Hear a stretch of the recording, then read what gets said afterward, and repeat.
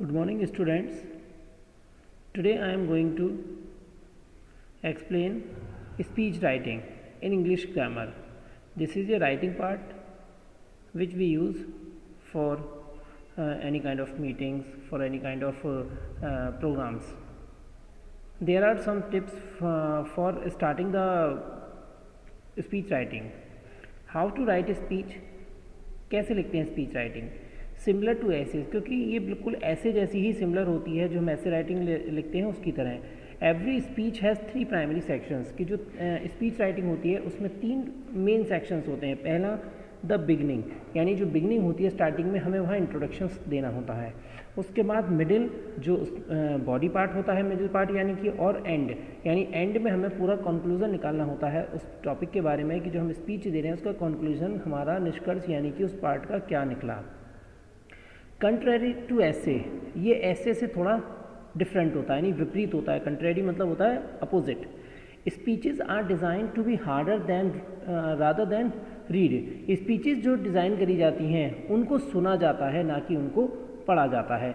यानी जैसे हम कहते हैं कि स्पीच किस लिए होती हैं भाई, कि स्पीच आदमी बोलता है, हम लोग उसको सुनते हैं, लेकिन ये नहीं होता कि हम उनको रीड करने के लिए होते हैं कि हमको स्पीच दे दी किसी ने और लो भाई इसको रीड कर लो, तो इस काम के लिए इसका यूज़ नहीं किया जाता। जबकि ऐसे होते हैं उनको हमें रीड करना पड़ता है, सुनना नहीं पड़ता इतना उनको हमें।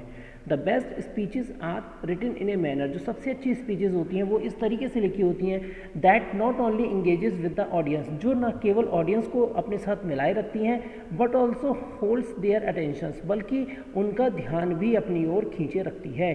फ्रॉम स्टार्ट टू फिनिश, यानी स्टार्टिंग से अंत तक। जैसा कि आपने देखा होगा जब कभी कोई मिनिस्टर वगैरह अपनी स्पीच दे रहे होते हैं, है ना, तो जो पीपल होते हैं तो वो इतना अपनी स्पीच में ऐसे ऐसे वर्डिंग का, ऐसे ऐसे पार्ट का यूज़ करते हैं कि जिससे जो ऑडियंस होती है वो उनके साथ में हमेशा एंगेज रहती है, उनके साथ बंधी हुई रहती है, उनके साथ अपनी उनको अपना मतलब पूरा ध्यान देती है उनकी बातों पर। This of course necessitates that your speech must have flair, pizza, something that draws the listener in। तो वास्तव में ये है कि यहाँ पर अनिवार्य कर देना चाहिए कुछ चीज़ों को जिससे कि जो लिसनर का ध्यान अपनी तरफ खींच सके। लिसनर यानी जो सुनने वाला होता है। The various types of speeches are, यहाँ पर स्पीचेस के कुछ टाइप्स हैं कि कुछ इन्फॉर्मेटिव होती हैं, इंस्ट्रक्शनल होती हैं, परसुएसिव होती हैं, एंटरटेनिंग के लिए भी होती हैं, स्पेशल ओकेजन पर भी स्पीचेस दी जाती हैं, और कुछ लोगों के लिए भी स्पीच देखी जाती हैं। स्पेशल ओकेजन यानी आप समझते होंगे कि जैसे भाई 15 इंडिपेंडेंस डे आया 15 अगस्त को है, और रिपब्लिक डे आया या कोई और टीचर्स डे आया, तो उसमें स्पीच दी जाती हैं, तो वो क्या है, special occasion. Some ideas how to start a speech, कुछ विचार यानी कुछ आइडियाज़ कैसे स्टार्ट करते हैं। How you start your speech, कैसे करते हैं आप अपनी स्पीच को start, will depend largely on the reason, वो डिपेंड करता है कि कारण, किस वजह से आप उसको लिख रहे हैं, या you are delivering the speech, या फिर हम ये कह सकते हैं कि आप जो स्पीच डिलीवर कर रहे हैं उसको देने का रीज़न क्या है। अब देखिए अब हमने 15 अगस्त को स्पीच राइटिंग दी या स्पीच अपना तैयार करी हमने, तो वो क्यों करी, क्योंकि हम स्टूडेंट्स को या पर्सन्स को हम इंडिपेंडेंस डे के बारे में बताना चाहते हैं, तो उसका ये रीज़न हो गया। जैसे the most powerful speeches that also happen to be informative in nature, अधिकतर जो पावरफुल स्पीचेस होती हैं वो इंफॉर्मेटिव होती हैं नेचुरली। इंफॉर्मेटिव मतलब सूचना प्रदान करने वाली। Often contain N introductory statement, और जिनकी स्टार्टिंग में हम क्या इंट्रोडक्टरी स्टेटमेंट होता है, यानी कि जो इंट्रोडक्शंस होता है वो स्टेटमेंट के थ्रू दिया जाता है। That not only introduce the topic, जिसमें न केवल इंट्रोडक्शन जो टॉपिक होता है उसको इंट्रोड्यूस किया जाता है बल्कि डिस्कस्ड भी किया जाता है, but also piques the interest of the audience, और जो ऑडियंस का इंटरेस्ट का भी उसके अंदर ख्याल रखा जाता है, यानी उसमें इंटरेस्ट उनका कि भाई ऑडियंस है, अगर आई है ऑडियंस तो उनको भी ध्यान रखा जाए। It must be followed up by strong transitions, तो यहाँ पर फॉलो किया जाता है एक स्ट्रॉन्ग हमारा ट्रांजिशंस को, यानी कि परिवर्तन को, into the main body of the speech, यानी मेन बॉडी में जब हम एंटर करते हैं, जब हम इंट्रोडक्शन दे देते हैं अपने बारे में, क्या टॉपिक है हमारा, सब कुछ लिखने के बाद में हम यहाँ पर मेन बॉडी पर आते हैं, यानी अपनी टॉपिक के मेन पार्ट पर आते हैं। तो think of the attention grabbing portion of the introduction as the hope, it must be something that only compels the audience to remain open minded. यानी ध्यान देने के बारे में सोचना। तो ये उस तरीके का पार्ट है जिसमें हम इंट्रोडक्शन कि जैसे हम किसी पर कब्जा करने की कोशिश कर रहे हों। यानी कहने का मतलब कि जब हम कभी भी इंट्रोडक्शन जितना इफ़ेक्टिव होता है, इंट्रोडक्शन जितना हम अच्छा लिखते हैं टॉपिक के बारे में, इंट्रोडक्शनरी पार्ट, तो वहाँ पर ऑडियंस का ध्यान अपने आप ही हमारी तरफ खिंचकर आ जाता है। यानी हम ये कहें कि खुले दिमाग से ऑडियंस हमारी जो है कंपेल्स होने के लिए तैयार हो जाती है, यानी विवश हो जाती है। But also encourages them to want to listen to everything you have to say. लेकिन हम साथ के साथ उनको क्या करते हैं, एनकरेज भी करते हैं ताकि वो हर चीज़ को, हमारे द्वारा कही जा रही बातों को ध्यानपूर्वक उसको सुनते रहें। एज मैंशन अर्लियर, जैसा पहले भी बताया गया, speech writing follow the same basic format as a traditional essay, कि यहाँ पर वही फॉर्मेट यूज़ होता है जैसे कि ऐसे राइटिंग में होता है। There must be an introduction, कि यहाँ पर इंट्रोडक्शन होता है, बॉडी होता है और कंक्लूजन होता है। We discuss the introduction earlier, जिसके बारे में हम पहले बता चुके हैं। There is no set in stone rule, यहाँ पर कोई हार्ड एंड फास्ट रूल नहीं होता, कोई नियम नहीं होता। When it comes to how the body of a speech must be organise, कि बॉडी जो होती है स्पीच राइटिंग की, उसको किस तरीके से ऑर्गेनाइज करना है, इसके बारे में कोई रूल नहीं है। However there are a few speech tips to keep in mind, लेकिन यहाँ पर हमें कुछ स्पीच के जो टिप्स होते हैं उन्हें अपने दिमाग में रखने पड़ते हैं। Keep in chronological, this provides a more accurate order for the timeline of events. तो यहाँ पर हमें क्या ध्यान रखना पड़ता है, एक समय के अकॉर्डिंग, क्रोनोलॉजिकल मतलब कालानुक्रमिक होता है, यानी टाइम के अकॉर्डिंग जो हमें एक एक्यूरेट ऑर्डर प्रदान करता है किसी भी अवसर के बारे में। Present one key piece of information at a time, तो प्रेजेंट करिए केवल एक ही बात को एक ही बार में। Follow A cause and effect pattern, उसके बाद उस स्पीच को देने के कारण क्या है और उसका इफेक्ट क्या होगा, उसको भी एडिट करिए। Offer a full overview of the design और फिजिकल अरेंजमेंट, और जो पूरा ओवरव्यू है यानी पूरा जो संक्षिप्त विवरण है जो आपने डिज़ाइन किया, आपने जो बनाया, उसके बारे में। Most speeches will have the body divided into 3 topic sections, अधिकतर स्पीच भी 3 जो बॉडी होती है वो भी 3 टॉपिक सेक्शन में डिवाइड हो जाती है। Lastly you would have move on the conclusion, और अंत में आपको निष्कर्ष पे भी जाना पड़ता है। More on that flow. Here is an example of how to make a speech outline, कि यहाँ पर कैसे हम स्पीच बनाते हैं आउटलाइन से। You might use for reference purposes, तो हमें यहाँ पर कुछ रेफरेंस दिए हुए हैं, हमें इनका यूज़ करना पड़ता है। पहले determine your topic, get to know your audience, determine the purpose of the speech, decide how will organise this speech in speech. और जैसा कि इंट्रोडक्शन होता है तो इंट्रोडक्शन में क्या करते हैं हम लोग, jot down on attention grabbing into statement, redefine your thesis statement, state something that establishes credibility. इसका मतलब है कि जब हम इंट्रोडक्शन देते हैं तो उसमें हम कोई एक पकड़ बनाने के लिए एक इंट्रोडक्शन स्टेटमेंट भी डालते हैं। उसके बाद अपने थीसिस यानी जो हमने थीसिस यानी जो अपनी एक अभिधारणा करी है उस टॉपिक के बारे में, हम उसके बारे में भी रीडिफाइन करते हैं, उनको मतलब उसके बारे में पूरा एक्सप्लेन करते हैं।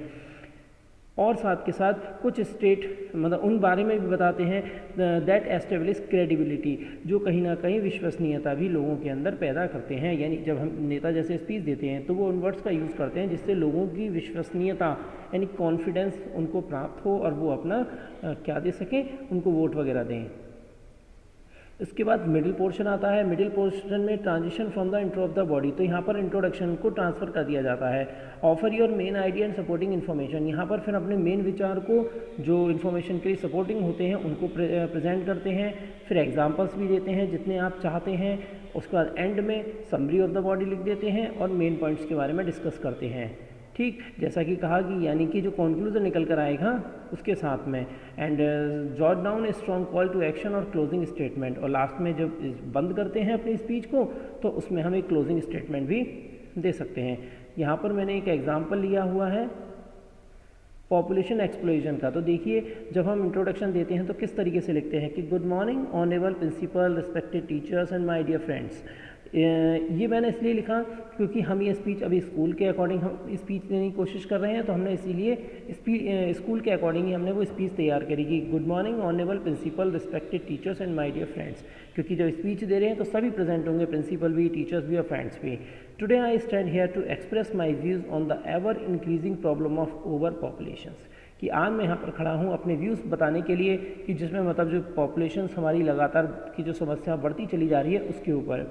तो यहाँ पर ये तो था हमारा इंट्रोडक्शन कि हमने इंट्रोडक्शन अपना भी दे दिया, गुड मॉर्निंग जो भी हमें करना होता है वो भी हमने कर दिया। उसके बाद अपना जो मेन टॉपिक था हमने उसके बारे में भी यहाँ डिस्कस कर लिया। Every decade our population increasing alarmingly by more than 5 crore and at the present date it may cross China by 2040। हर सदी में हमारी पॉपुलेशन एक मतलब बहुत स्पीडली क्या है बढ़ती चली जा रही है, लगभग 5 करोड़ से भी ज़्यादा। और जो प्रेजेंट रेट चल रहा है तो लगता है कि चाइना की को भी क्रॉस कर दिया जाएगा 2040 को। Due to increase in population बढ़ने के कारण all plans made for the progress of the century are rendered ineffective, कि जो भी जब पॉपुलेशन में इंक्रीज़ हो गई तो जो प्लान्स बनाए थे कंट्री के डेवलपमेंट करने के लिए वो आज इनफेक्टिव हो गए, यानी इफेक्टेड नहीं रहे हैं वो इतना। Many people do not get two square meals a day, क्योंकि बहुत सारे लोग ऐसे हैं जिनका हमें मतलब उनको अपना खुद का खाने के लिए भोजन भी नहीं मिल पाता दोनों टाइम का। Thousands of people spend their night on footpath, और हज़ारों लोगों को सड़क पर रहकर अपना जीवन रात गुजारनी पड़ती है। Further there is a widespread unemployment and malnutrition, और यहाँ पर बहुत बड़ी मात्रा में बेरोजगारी फैल रही है और खाने जो कह सकते हैं मल न्यूट्रिशन यानी कि बीमारियाँ भी इंक्रीज़ होती चली जा रही हैं। तो यहाँ पर हम क्या बता रहे हैं उनके फैक्ट, कि उनके फैक्ट क्या क्या हो रहे हैं। ऐसे ignorance and literacy are the root cause of this problem. अब इसका रीज़न भी बता दिया हमने कि भाई लिटरेसी यानी अशिक्षित, जो हमारा इलिटरेसी है वो एक मेन कारण है हमारी समस्या का। जब लोग अनपढ़ होते हैं, जो किसी चीज़ के बारे में जानते नहीं हैं या फिर वो इग्नोरेंस कर देते हैं, तो ये कहीं ना कहीं एक मेन रीजंस है हमारे दोनों, जिसकी वजह से ये प्रॉब्लम पॉपुलेशन की प्रॉब्लम बढ़ती चली जा रही है।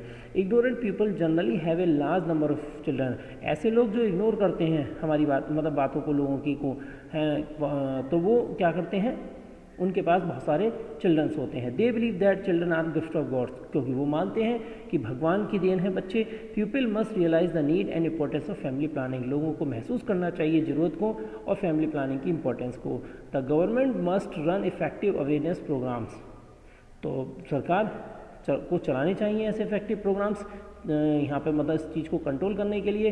Incentives must be giving to those who decide to limit their families, और ऐसे लोग जो ये चाहते हैं कि उनका परिवार लिमिटेड रहे तो उन्हें भी इंसेंटिव्स देना चाहिए। इंसेंटिव मतलब कुछ मतलब सरकार की तरफ से हेल्प देनी चाहिए। Social notion such as a son is essential to run the name of a family, सामाजिक जो धारणा है लोगों की होती है कि एक बेटा ही आवश्यक होता है परिवार की स्थिति को चलाने के लिए, शुड बी डिस्पेल्ड, तो इसको कहीं ना कहीं ख़त्म किया जाना चाहिए। We must learn a lesson from China, हमें भी चाइना से कुछ सीखना चाहिए। which has taken effective steps to check fast growth of populations, जिसने एक इफेक्टिव कदम यानी जो एक कहते हैं प्रभावशाली कदम उठाया है ताकि जो फास्ट ग्रोथ हो रही है पॉपुलेशन को उसको रोका जा सके। If we do not deal with the present situation proactively, अगर हम लोग इस सिचुएशन को सही तरीके से डील नहीं करते हैं तो आई एम एफ्रेड, मुझे डर है कि we will remain a poverty strike in developing country teeming with hungry millions, तो मुझे डर है कि कहीं ना कहीं हम वो गरीबी से परेशान रहेंगे, कहीं ना कहीं हम भूखे भी मरेंगे और ऐसा ही आगे जो देश में डेवलपमेंट है वो भी कहीं ना कहीं रुका रहेगा। तो ये सारी बातें मैंने इसमें जो लिखी वो उसी बॉडी और कॉन्क्लूज़न के रूप में ही लिखी कि ये कॉन्क्लूज़न था कि अगर हम ऐसा नहीं करते हैं तो हमारे साथ में क्या हो सकता है, अगर हमने इस पे कंट्रोल नहीं किया तो आने वाले वक्त में क्या होगा हमारे देश का, हमारा और आने वाली हमारी फ्यूचर जनरेशन का। तो जब हम ये सब पार्ट ख़त्म कर देते हैं तो लास्ट में हम थैंक यू लिखकर अपनी स्पीच को फिनिश कर देते हैं। इस तरीके से हम लोग किसी भी स्पीच राइटिंग को हम लिख सकते हैं। Thank you for listening me.